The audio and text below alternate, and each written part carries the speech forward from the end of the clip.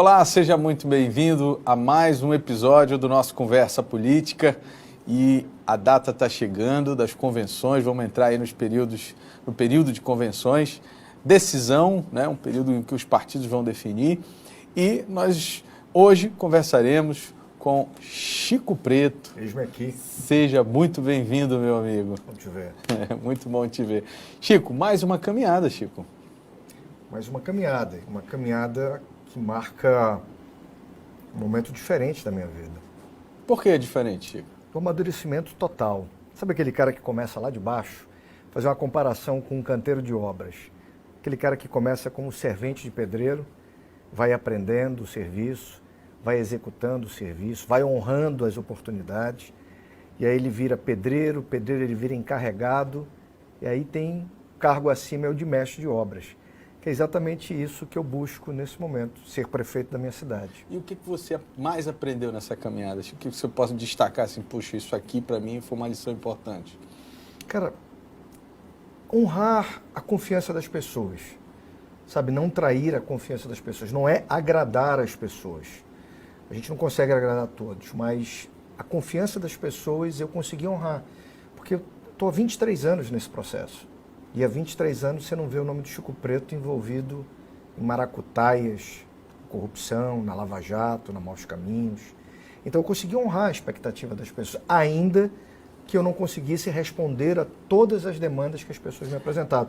Eu tenho um pouco de frustração, porque eu gostaria de avançar, gostaria de ter resolvido mais problemas, de ter apontado mais caminhos, mas o sistema, como diria o Capitão Nascimento, é complicado, para não falar outra coisa, né? Agora, Chico, você falou uma coisa interessante. Essa questão de ter 23 anos na política, vários cargos eletivos. Sim, né? Vereador, deputado estadual, presidente da Ordenador Câmara, de despesa e secretarias, né?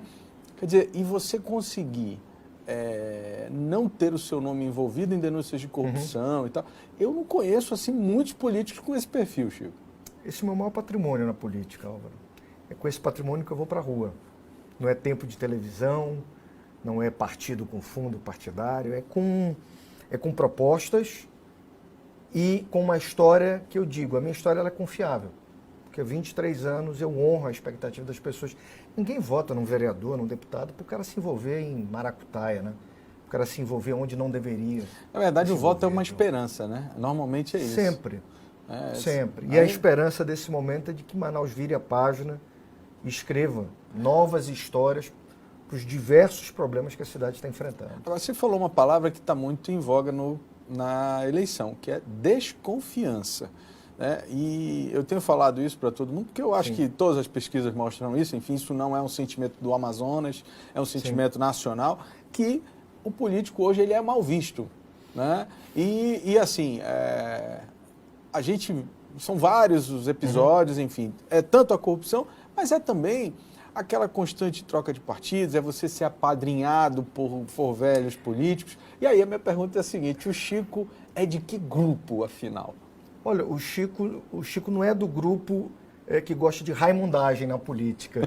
Raimundagem é exatamente isso que você falou. Uma hora o cara tem uma posição, uma hora o cara tem outra, aí o cara se aproveita das oportunidades, o cara tira uma vantagem aqui e acolá. Até eu estou de saco cheio disso. Se o povo tá, eu também estou. Sabe, de saco cheio dessa política de tomar lá da cá, de oportunidade. Agora, parece contraditório, né? Pô, o cara está de saco cheio, mas é na política que você consegue mudar isso. Você acredita nisso? Acredito, tenho convicção. É na política. A relação da Câmara com a Prefeitura não precisa ser no toma lá da cá. Não precisa ser, olha, me dá isso para eu aprovar aquilo. Não precisa ser. Mas olha, o Bolsonaro fez esse discurso, né? Sim. E teve aliás, está tendo muitos contratempos. Ele mesmo diz caneladas daqui e dali, né? Mas você acha que ele está acertando, afinal? Álvaro, tá com 2 anos de governo, você não vê um escândalo de corrupção, você vê um governo em que pese no meio da pandemia está entregando obras, está com uma maior política de auxílio nesse momento de pandemia que nenhum outro país fez.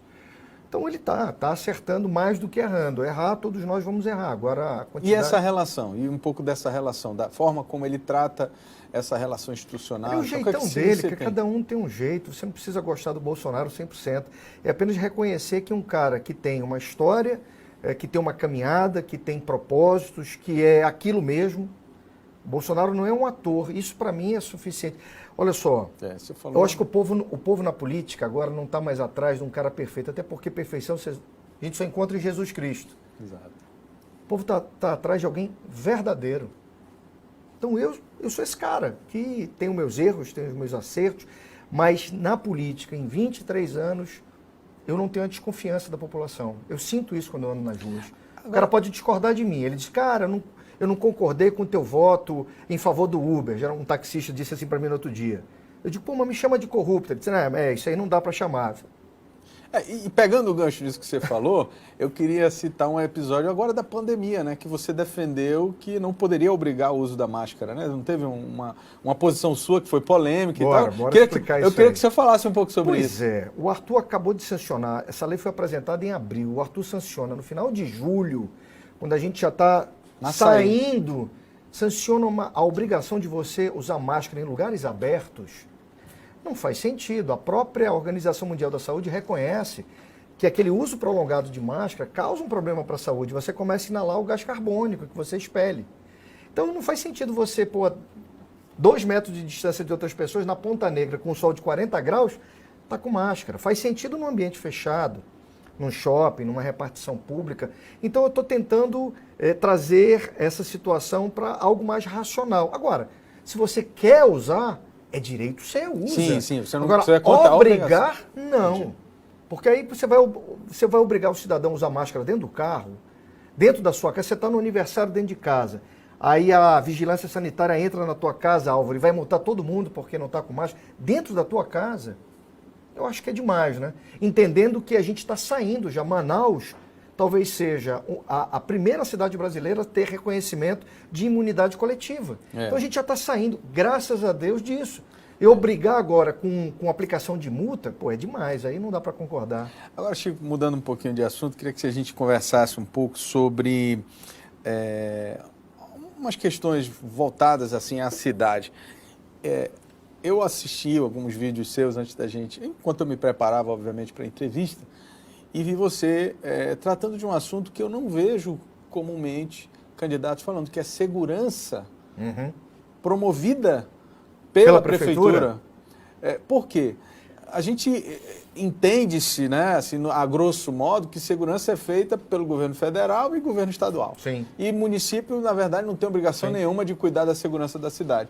O que não é uma verdade, né? Não. Isso vem mudando com, por exemplo, com a lei do Estatuto do Desarmamento, que atribuiu a possibilidade de municípios terem guardas armados, arma de fogo, com o Estatuto das Guardas Municipais, que abriu também a possibilidade de você armar as guardas municipais. Então, o papel da prefeitura em relação à segurança pública, ele está mudando. Está mudando. Agora, quando a gente pensa, quando você falou de violência, por que está mudando? Porque, por exemplo, nos terminais aqui em Manaus, o pessoal está sendo assaltado dentro de terminal. Dentro do ônibus. Dentro do ônibus. População, às vezes está no meio de uma guerra nos terminais, sabe? Facções, criminosos, uma faca querendo matar o outro e o povo no meio. A prefeitura está ali dentro do terminal com a guarda municipal. Você tem que dar as condições para que a guarda municipal possa repelir isso, porque é o povo que está no meio. Não, e é isso que eu sinto, e você fala uma coisa que é um sentimento que eu tenho em relação a essa questão da segurança, é que toda vez que se fala de segurança, as prefeituras, no geral, elas meio que jogam para a galera, tipo assim, isso não é comigo, né? Só que o problema está acontecendo na cidade. Está acontecendo na cidade em vários lugares. Então, naquele lugar que é de responsabilidade da prefeitura, bora mudar a postura. Então, nos terminais, guarda municipal armada, preparada para enfrentar. Nos parques, guarda municipal armada, preparada. Na Praça da Matriz, guarda municipal armada, preparada. Para quê? Para proteger a população, para dar à população o direito de estar ali, porque é brincadeira. A coisa está tão complicada que a população não tem mais direito de estar no terminal tranquilo. Tem alguém que, se bobear, está te assaltando. Ou você corre risco de pegar uma facada, tiro, bala perdida. Então, a gente precisa mudar essa postura. Não dá mais para a prefeitura ficar com guarda municipal, cacetete e apito. Né? Manaus, eu estou falando de Manaus de 2.300.000 habitantes. Cidades, Brasil afora, com 100 mil habitantes, já estão com guardas municipais armados. Então, Manaus precisa avançar nesse sentido. E eu estou disposto a fazer isso. E eu quero até te dar um exemplo, porque, que é Boa Vista, né? A Tereza, ela... Vai armar a Guarda Municipal lá. Já está toda... Tem moto, carro... Se duvidar, tem uma estrutura melhor que a da PM, né? A nossa cidade perdeu grandes oportunidades. Sabe, perdeu tempo. A visão do atual prefeito, ela Porque tem é de dinheiro, não armar. Tem dinheiro federal, né, para essas coisas. Secretaria Nacional de Segurança Pública. Você apresenta o projeto, né, você consegue recursos para você, claro, com recursos dos municípios, você poder preparar essa política. Manaus merece isso. Sabe, não dá mais para tratar a Guarda Municipal. Aliás, a Guarda Municipal merece um plano de cargos, merece, sabe, uma estruturação melhor. E nessa estruturação, necessariamente, pela cidade, preparar os homens e mulheres da Guarda Municipal para que possam portar uma arma de fogo para proteger o cidadão que está nesses ambientes onde a Guarda Municipal está presente. Você falou aí também de políticas públicas e tal, e citou o problema da segurança nos ônibus. E aí eu queria pegar esse gancho para a gente falar um pouco de transporte coletivo. Você foi vereador, acompanhei a sua labuta lá no centro, né, na Câmara Municipal. Grandes conflitos com os estudantes, invadiram lá, aquela confusão toda. Eu estava lá por lá como repórter, acompanhei um pouco dessas movimentações. E a informação que eu tenho é que as empresas que operavam continuam operando e vão continuar operando por mais 10 anos porque o contrato foi renovado. Isso é que o prefeito de Manaus está acenando, né? O atual prefeito, o Arthur Neto, está acenando a possibilidade de que empresas continuem por mais 10 anos. Cara, na minha opinião, isso seria terrível para a cidade. Porque são as mesmas empresas que colocaram o transporte coletivo, sabe, nessa situação terrível que Manaus se encontra. De ônibus que não foram renovados, de greves. Mas essas coisas não passam na Câmara, Chico?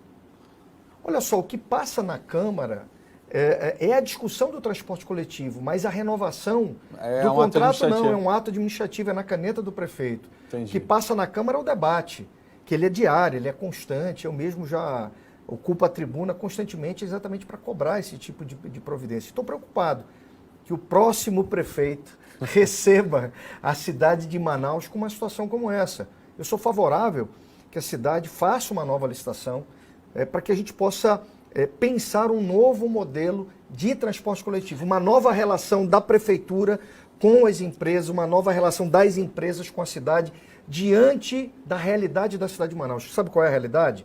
O comportamento dos cidadãos mudou com o advento de alguns aplicativos que chegaram. Sim. Né? Não vou citar nome, mas os aplicativos de mobilidade. O cidadão hoje, Álvaro, para ele sair para lugares de menor distância, sim, ele não pega mais ônibus, ele pega o aplicativo. Sim. Então a gente tem que entender isso, para a gente valorizar o quê? O ônibus para levar o povo nas grandes distâncias. E para isso, preparar as pistas, né, das principais avenidas, para que o ônibus circule do lado esquerdo. Para isso tem que ter mais ônibus com porta que abre para o lado esquerdo. Para você reduzir os ônibus do lado da faixa do meio, do lado direito. Mas isso tudo, Chico...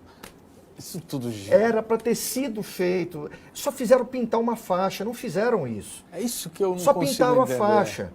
Né? E aí desgastaram uma ideia que funciona em Curitiba, funciona em Fortaleza. Só que lá eles prepararam toda a infraestrutura. Não só pintaram a faixa. Tá, mas então você não defende a manutenção de um contrato com essas empresas? Você o contrato está encerrando. Certo. Ele encerra em 2021. Tá? Então encerrou uma nova licitação. Então não foi renovado ainda, né? Porque a informação que eu tinha... Não. Ele poderá ser renovado. É uma grande probabilidade. E aí o próximo prefeito vai ter que talvez judicializar essa questão. Defender junto ao judiciário a necessidade, por oportunidade e conveniência, para a criação de um novo modelo de transporte, de gestão, um novo pensamento estratégico para Manaus, fazer a nova licitação. Eu penso que seja fundamental para Manaus dos próximos 10 anos. Não dar manutenção nesse contrato que está aí, com as regras que estão aí, com as empresas que estão aí. Isso não vejo como salutar, não vejo como bom para o povo que usa transporte coletivo. É aquela regra, né? Você não tem como ter um resultado diferente usando as mesmas ferramentas. Tem. Né? Então o próximo prefeito precisa ter coragem, não só para isso, né? Para abrir a licitação da coleta de lixo, abrir licitação para novas empresas fornecendo asfalto, porque não dá para você tocar a prefeitura com as mesmas empresas, né? Só na caneta, fazendo aditivo. Manaus precisa, até do ponto de vista econômico, Discutir esses preços. Discutir isso e abrir a possibilidade para novos empresários. Né? Porque eu converso com alguns empresários e digo, só tem aquele fulano que sabe fazer coleta de lixo? Só tem aquele que sabe fazer isso? Só tem aquele... Não. É porque o sistema é conveniente para o sistema ficar renovando. Então, quando a gente abre a possibilidade, abre a esperança para que novas economias, novos investimentos, novas movimentações aconteçam. E isso é bom, sempre no início de um mandato acontecer, para que a gente possa, inclusive, dar oportunidade para outras pessoas. Agora, Chico, você falou de asfalto. Eu vi um vídeo seu falando abrindo a caixa preta do asfalto, né? A minha pergunta é muito simples, porque eu acho que eu vou responder muita gente ali da Zona Norte e Zona Leste que não tem noção do motivo pelo qual o asfalto que botam na frente da casa dela não dura 3 meses. Você está falando só da qualidade do asfalto. Estou falando da quantidade. Quantidade que é vendida e que talvez não seja colocada. Esse número a gente não consegue saber. Se você fizer uma pergunta agora direta para o cidadão, você acha que asfalto é desviado na prefeitura? Ele vai dizer, não só asfalto, cimento. Infelizmente, essa é uma realidade cruel que constrange o cidadão, que sabe que isso está acontecendo. Isso aconteceu comigo em março desse ano. Eu presenciei desvio de asfalto de máquinas da prefeitura numa empresa do Distrito Industrial. Isso está na minha página no Facebook. Eu vi esse vídeo. E a Câmara Municipal de Manaus fez vista grossa para isso. A Câmara não quis aprofundar esse debate. A Câmara não quis levar adiante. Aí você me pergunta, está de saco cheio disso? Estou. Agora, como vereador, eu não consegui mudar. Como prefeito, eu mudo. Eu tenho história para meter a mão nesse vespeiro e dizer, acabou. Agora, Cruzeta, acabou. Então você acha que o problema só é a quantidade, mas a qualidade não seria um problema? Quantidade. É tudo. Tudo. Você precisa, cara, você precisa de uma nova gestão com uma nova mensagem. O prefeito de Manaus soube disso. Eu não vi o prefeito determinar a apuração desse episódio. O prefeito simplesmente não falou nada. Como é que pode? Uma coisa que repercutiu. O vídeo que está na minha página no Facebook, ele teve mais de 1 milhão de visualizações. Mais de 1 milhão de visualizações. E o prefeito de Manaus não sabe disso? Ele soube, até porque a bancada dele na Câmara operou para que esse assunto não fosse adiante, para que as informações não fossem dadas, para que o secretário não comparecesse. Enfim, eu sou pré-candidato e futuramente candidato a prefeito, exatamente por ter uma história de 23 anos de vida pública que vem negando e vem combatendo isso. Então eu tenho autoridade para chegar na prefeitura e dizer o seguinte, acabou 10% para receber na prefeitura, Álvaro. Chico, como é assim? Eu apresentei um projeto na Câmara que trazia a obrigação da prefeitura divulgar os pagamentos que a prefeitura vai fazer aos seus fornecedores, e não aqueles que já foram feitos. Porque aqueles que já foram feitos não há irregularidade. A irregularidade, na minha opinião, está quando a prefeitura não tem a obrigação de divulgar uma ordem pública e cronológica, 1, 2, 3, 4, a prefeitura paga quem quer. Precatório, né? E nessa de pagar quem quer, na prefeitura tem uma taxa de urgência. 10, 15, dependendo. Cara, isso tem que acabar, porque as pessoas que vendem para a prefeitura já embutem, inclusive, no seu preço final, o preço maior para pagar essa taxa. Então a prefeitura paga mal, compra mal, e quem compra mal, paga mal, deixa de fazer. Como é que o Chico Preto vai resolver? Vou mandar uma mensagem para a Câmara. Olha, eu quero a lei da ordem pública e cronológica. A prefeitura vai se obrigar a dizer quem foi que forneceu, está aqui os documentos dele estão todos ok, e ele tem o número de ordem número 1, 2, 3, 4. E a prefeitura vai pagar naquela ordem. Eu citei o precatório porque é assim, né? Existe a lei do precatório. Assim no TJ. No precatório. Confirmou o precatório, vai para uma outra. Você não pode pagar o precatório. Não, porque o Álvaro é meu amigo, o Chico é meu amigo, não pode pular.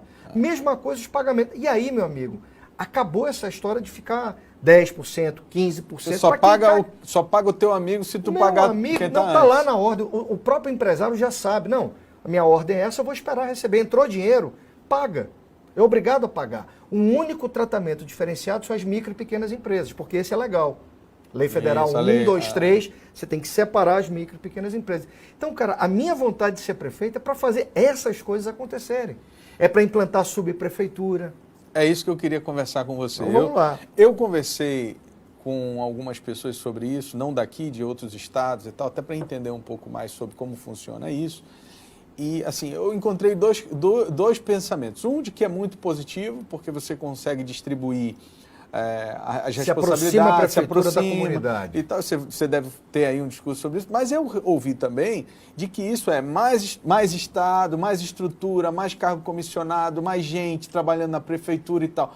É isso? Como é que você pensa fazer isso? Não é isso. Não será isso. A prefeitura tem 2.400 cargos comissionados. Eu vou tirar essa turma da toca todinha. Aliás, eu talvez nem nomeie tudo isso. Né? Mas os cargos que já estão criados... Álvaro, vou fazer uma prefeitura buscando não criar cargos comissionados, tampouco aumentar impostos em Manaus. Trabalhar com a estrutura de tributo que tem aí. Mas sobre as subprefeituras, é colocar a prefeitura dentro das comunidades, dentro da Zona Leste, dentro da Zona Norte, dentro da Zona Sul, para gerir as estruturas que a prefeitura tem. Quais são as estruturas que a prefeitura tem dentro das comunidades? Escolas, postos de saúde, tem os CRAs, que são o Centro de Referência de Assistência Social, né? Tem os distritos de obras. Tudo isso precisa ser gerenciado. Algo que eu não vejo acontecendo. Quer ver o melhor exemplo que eu vou te dar agora? O povo está de saco cheio. Eu vou na rua conversar, o povo diz assim, cara, quando é que vai acabar essa esculhambação da Prefeitura de Manaus asfaltar uma rua e em menos de 30 dias a Águas de Manaus abrir de novo? Isso é um problema. Isso está acontecendo em Manaus agora. Você gasta dinheiro com asfalto... Você gasta 2 vezes o mesmo dia e vai faltar em algum lugar. Quando eu tenho que asfaltar 2 vezes a mesma rua, alguma rua vai ficar sem asfalto.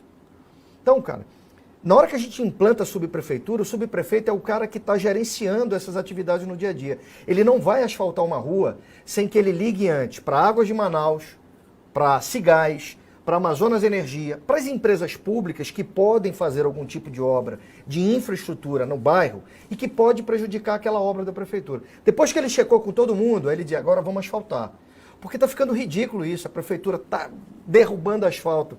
Né? Época de eleição, está derrubando asfalto. E a Águas de Manaus está vindo, está rasgando. O povo está puto com isso. Me desculpe a palavra, mas é essa. E aí a subprefeitura aproxima, gerencia, evita. Quer ver uma outra coisa? A gente falou de segurança ainda há pouco. O problema muito comum de segurança pública dentro das comunidades são terrenos baldios que o cidadão compra, que não cuida, que não mura, que não cerca, que não capina, e que acaba virando uma tormenta para a realidade daquela comunidade. O subprefeito vai lá e notifica.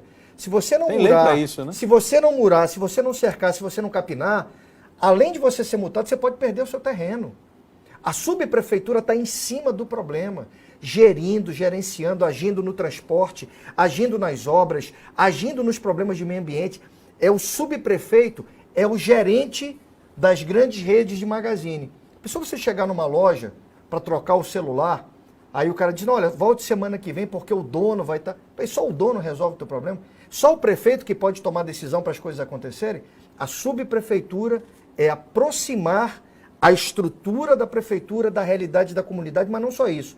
Fazer andar com a supervisão do prefeito. O prefeito fiscaliza o subprefeito, cobra dele resultado e com ele toma as grandes decisões da comunidade. Tá. Vamos reformar a escola, vamos fazer o campo, vamos fazer aquela grande obra. Mas o dia a dia, Álvaro, é o subprefeito ali, ó, em cima do lance com conversando com a comunidade. E resolvendo. Porque o subprefeito não vai anotar problema para vir despachar com o prefeito. Ele vai ter poder para decidir. É como acontece em Fortaleza, São Paulo, Rio de Janeiro, Belo Horizonte. Esse é um modelo que já existe. E eu não vou precisar criar mais gastos de cargo comissionado. É apenas distribuir o que já tem e fazer acontecer. Porque quem me conhece sabe que eu sou um cara, bicho, chato, duro, firme. As coisas comigo vão adiante. Agora, Chico, esses cargos, obviamente, essas pessoas teriam uma capacidade política muito grande, né? Porque estariam ali... Ciúme com a Câmara? Não só isso, mas principalmente como escolher essas pessoas, né? Cara, é a responsabilidade do prefeito. Escolher alguém que conheça bem a realidade, né? Que conheça... Teria critérios? Sabe onde é que começa a Zona Leste, Álvaro, em Manaus? Eu não tenho nem ideia. Muitos dizem o Coroado. A Zona Leste começa no Mauazinho e vai terminar no final do ramal do Ipiranga. Então eu preciso conhecer gente que conheça a área, que conheça aquela realidade, que tenha a minha confiança, para poder agir e coordenar os braços da prefeitura naquela comunidade. Né? Ele vai ser um gestor desses braços da prefeitura e um cara que também vai estar cobrando, vai estar fiscalizando, sem anular o papel das secretarias. As secretarias ficam num ambiente mais técnico específico, mas o ambiente da relação política da prefeitura com a comunidade, que é fundamental, é o subprefeito que vai estar ali, gerindo, agindo, cobrando, fiscalizando. Eu tenho convicção de que as subprefeituras trazem a relação da prefeitura com a cidade, com os cidadãos, para um outro nível. Nada é perfeito, mas as subprefeituras, sinceramente, trazem uma melhor resposta para a realidade da comunidade. Eu estou acreditando nisso e quero fazer isso se tornar realidade na cidade de Manaus. Agora, Chico, eu recebi uma informação de que nos últimos 8 anos, ou seja, na gestão agora do atual prefeito, a Prefeitura de Manaus adquiriu mais de 2 bi em empréstimos. Sim. Isso é preocupante, Chico? Isso, de certa forma, é natural dentro de uma estrutura como a cidade de Manaus, enfim, o orçamento e tudo? Como é que você avalia esse endividamento da cidade? Olha, o endividamento... Foi necessário? Primeiro, você era vereador, né? Uma parte desse período. Alguns projetos eu votei. Votei, busco fiscalizar. Agora, o que me chama a atenção é a dificuldade da transparência em relação à prestação de contas desses recursos. Há uma dificuldade muito grande na Câmara. Todas as vezes que o Arthur foi pedir dinheiro na Câmara, eu perguntava, mas vem cá, quais são os projetos que serão financiados? O que nós vamos pagar Ainda que com você isso, não né? tenha o projeto de engenharia pronto, mas a gente vai gastar dinheiro para alargar essa avenida, a gente vai gastar dinheiro para asfaltar ali, a gente vai gastar dinheiro para construir isso. Poucas foram as vezes que essas informações foram dadas. Como é que chegavam esses projetos? Como é que chega Chegava, a isso? prefeitura está pedindo uma autorização para contratar 300 milhões com o banco tal. Sem dizer o quê? E aí eu perguntava, mas aí a minha voz, calada, sufocada. Álvaro, são 39, 40 vereadores contra um, pô.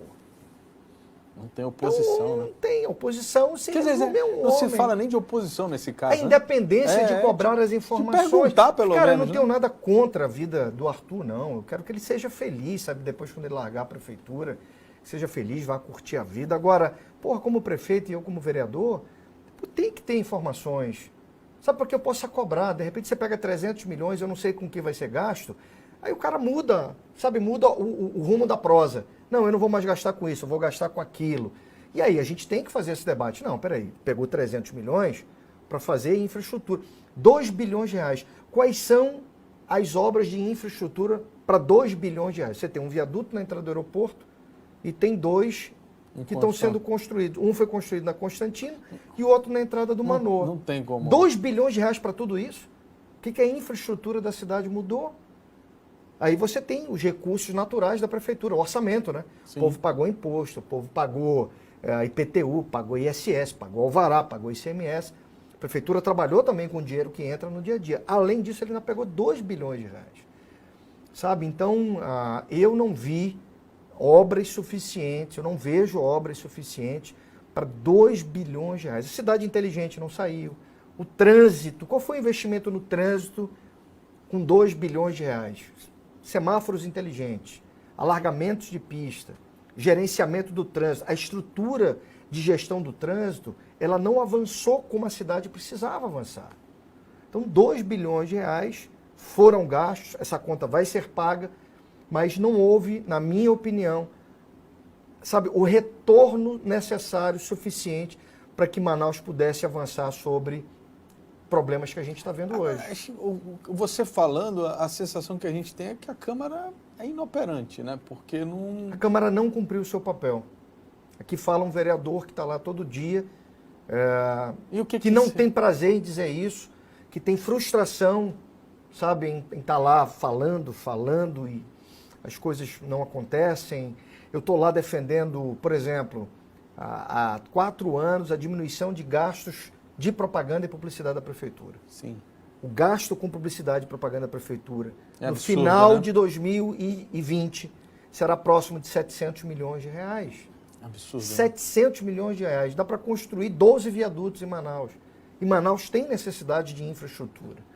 Dá para fazer quantas... Dava para ter feito o projeto da Praia Branca, da Ponta Branca, lá na Zona Leste, que seria a nova Ponta Negra. Tantas coisas poderiam ter acontecido em Manaus com 700 milhões de reais, mas isso foi torrado em publicidade e propaganda. E eu lá estou tentando criar uma lei que limitasse esse gasto, como já existe em outras cidades. Sim. Essa lei não foi aprovada. A tropa de choque do Artuzão lá, né? É tudo no ão, né? Petrolão, mensalão, covidão, Artuzão. E eu fui, enfim, sufocado durante esses 4 anos. Estou aqui fazendo mimimi, não nem vitimismo. Não, mas é a frustração de um cara como eu, que queria ter contribuído mais.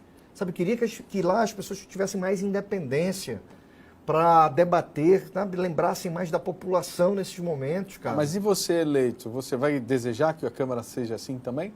Cara, minha relação com a Câmara vai ser política, verdadeira, de debate. Eu não vou fazer tomar lá da cá. Aqui tá falando um vereador que nunca pediu tomar lá da cá. Aqui está falando um ex-deputado que nunca pediu tomar lá da cá. Então eu não conheço outra relação. Quando eu votei a favor, porque eu acreditava. Quando eu votei contra, porque era ruim. Então, se é contra, se o vereador acha que está contra, porque é ruim, cara, só me resta um caminho, é debater com ele, mostrar que isso é possível, mostrar que é bom. Mas eu não vou querer comprar ninguém. Não vou partir para esse processo de compra para votar comigo. Isso é terrível. Pois é, Chico, mas você tem 23 anos de política. Isso é uma ideia, né, de ter uma relação... Eu nunca vi alguém com essa relação? Com essa relação. É isso que me intriga. Não vou dizer que eu não estou acreditando que você vai conseguir, mas isso me intriga porque, veja, o Bolsonaro, vou citar porque é o mais próximo desse discurso que eu ouvi, ele, em algum momento, ele chegou e disse, não, eu preciso governar, e aí eu preciso começar a tratar... Deu logo choque, não foi? É. Só, acabou. Agora ele está dialogando. Eu vejo o Bolsonaro, claro, precisa de governabilidade, ele está dialogando, mas não se tem notícias. Porque eu acredito que o Bolsonaro não vai trair a história dele, é o que ele tem. E é isso que as pessoas... Sabe, ele não vai trair a história dele, é o seguinte, olha, eu permiti, eu criei uma operação para alimentar deputados com dinheiro para que votassem. Não. O Bolsonaro está discutindo nos limites da legalidade. Emendas parlamentares. E é isso que eu queria... Beleza. E é isso que eu Tem na Câmara. Eu vou ter que honrar as emendas. Não vou desonrar, não. E eu acho isso legal, porque eu acho que a boa parte da população não entende que um governante liberar emendas, negociar emendas com parlamentares é legal. Não, isso não é nada absurdo, né? Isso Tá faz parte quando o prefeito manda pagar emenda parlamentar, o prefeito não sabe se aquele político tem algum tipo de acerto com aquela empresa. Ele manda pagar porque está realizado. Se descobrir, que se apure, que se puna. Agora, eu como prefeito, eu preciso dar vencimento às emendas parlamentares, é uma lei. E eu vou fazer isso. Eu vou sentar com o vereador, vou ouvir a demanda do vereador no bairro que ele representa. Eu vou ouvir o vereador. Isso eu sou capaz de fazer. Eu só não sou capaz de fazer, Álvaro, porque eu não fiz, é dizer o seguinte... prefeito, eu estou aqui sentado com o senhor, eu só voto se o senhor me der isso, isso e aquilo.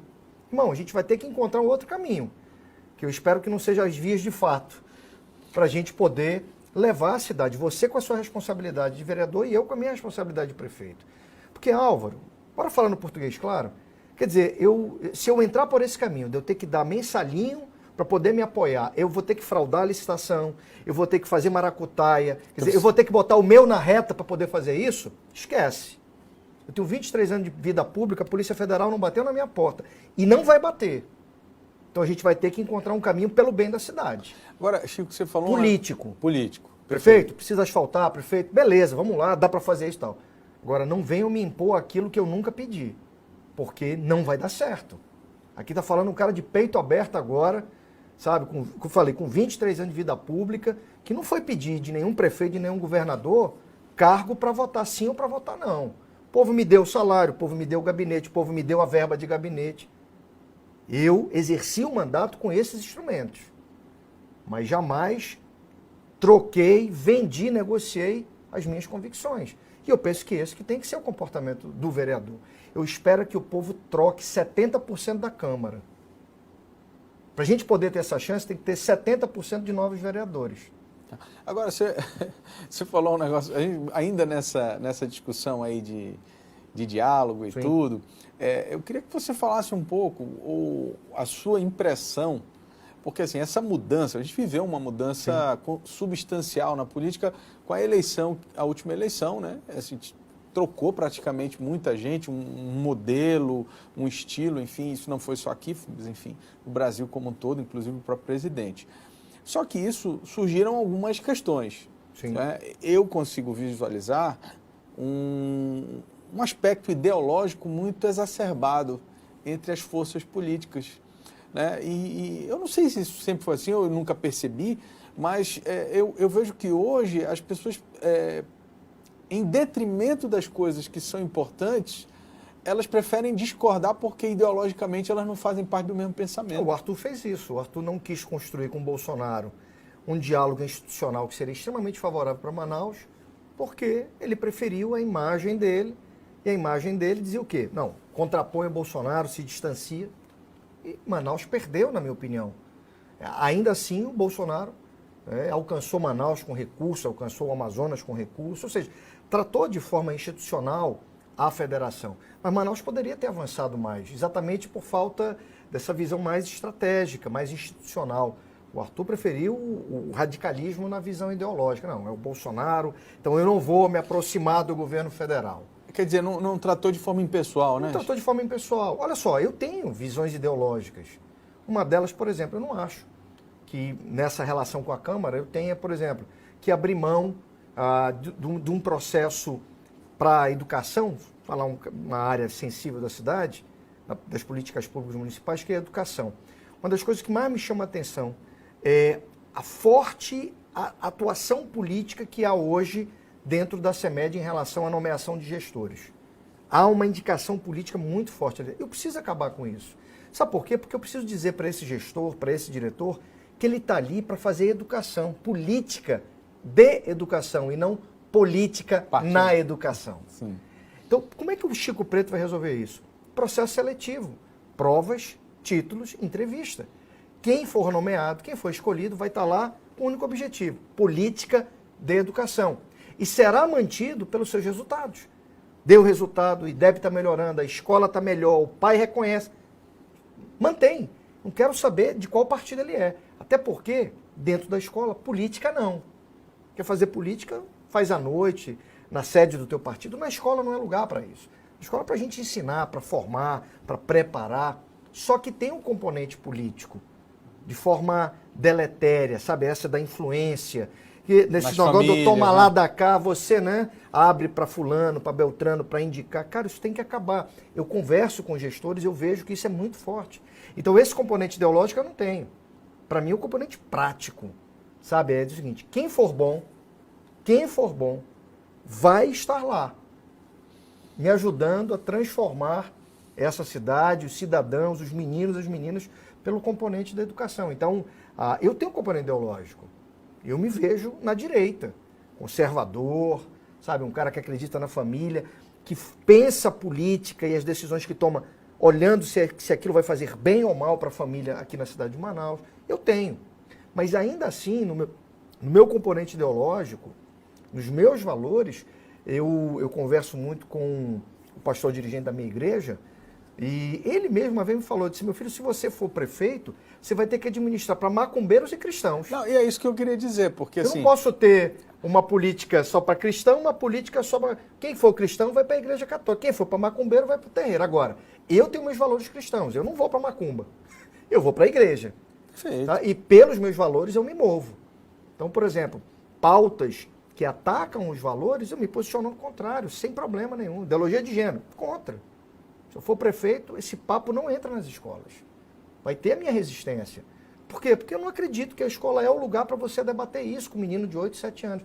Então, como eu te falei, eu sou muito verdadeiro, sabe, Álvaro? Eu não tenho filtro. O que dá para sentir é que você fala de uma forma em que você não está vendo essa candidatura como a última coisa da... Isso para mim não é questão de vida ou morte. Eu estou colocando, sabe, a minha vida nesse processo, porque eu tenho a independência, eu tenho a maturidade de quem começou lá de baixo para chegar num lugar chamado prefeitura e tomar decisões que o povo quer ver. Esse cara tomando. É difícil? Claro que é difícil, pô. Ninguém disse que ia ser fácil, não. Mas eu tenho a independência, a maturidade, a pegada para chegar lá e fazer acontecer. Quem me conhece sabe, o Chico Preto não é um homem que fica em cima do muro. Essa política tradicional do cara que acende uma vela para Deus, outra para o diabo. Não, eu só acendo para Deus. Para o diabo esquece. Então não vai ter acordo de bastidor, não tem acordo, sabe, de tomar lá da cá. Tem política na veia, com propósito, pela cidade de Manaus. Vai ser fácil? Não. Por isso que eu digo, cara, o povo tem uma oportunidade muito grande de dar uma renovada na Câmara Municipal de Manaus, que vai ser o local onde o prefeito vai ter que dialogar, vai ter que debater, vai ter que convencer vereadores para aprovarem as propostas. Quer ver uma dessas? Eu tenho que aprovar a proposta de criar a ordem pública e cronológica dos pagamentos. Se eu tiver gente lá que está acostumada com isso, pô, eu vou ter voto contrário. Se eu tiver gente que acabou de entrar, não, cara, isso é bom, bacana, então bora estabelecer para Manaus. Então você defende uma renovação. Uma ordem. É fundamental que a Câmara Municipal de Manaus seja, eu não acredito em 100%, mas 70, 30 vereadores é o suficiente para que um novo prefeito, com uma nova visão, possa dialogar e ter a aprovação das matérias que são necessárias para você mudar a cara da cidade de Manaus. Passa pela Câmara também. Então o voto para vereador é super importante. Sabe, tem uma moçada aí que está vindo agora, é importante renovar, é importante para a Câmara Municipal, faz todo sentido se dar uma renovada com gente que está vindo agora pela primeira vez. E você percebe, Chico, eu não sei se você percebe, mas eu sinto isso, eu vejo gente assim muito preparada querendo ser vereador. Sim. Isso não era comum. Não. Eu acho que isso é um movimento também dessa nova realidade da política. O pessoal entendeu, né? Que para o mal acontecer, não basta você ficar em casa. Mas a gente vê, aí muita gente preparada, né? Peraí, eu estou preparado, eu nasci em Manaus, ou estou morando aqui há muito tempo, eu quero também participar desse movimento de decisões que são tomadas na Câmara. E realmente, vários bons candidatos a vereador, em vários partidos. Isso. O que eu espero é que o povo renove. É fundamental renovar a Câmara Municipal de Manaus. Os meus colegas da Câmara não vão gostar muito desse discurso, mas enfim, eu também tenho a convicção de que ali eu não posso esperar nenhum voto na minha candidatura. Como diz eles, que lutem, né? Bom, tá, eu respeito a todos, mas eu não tenho problema nenhum em deixar clara a divergência e as minhas opiniões sobre um parlamento que eu faço parte, mas que eu reconheço que poderia ter ido muito mais além, não foi.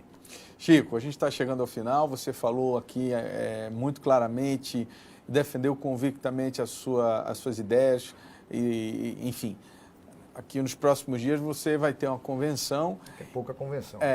E aí a minha pergunta é a seguinte, eu acompanhei você ali na reta final, acho que não sei se foi a última eleição, você desistiu, assim, até de ser senador, né?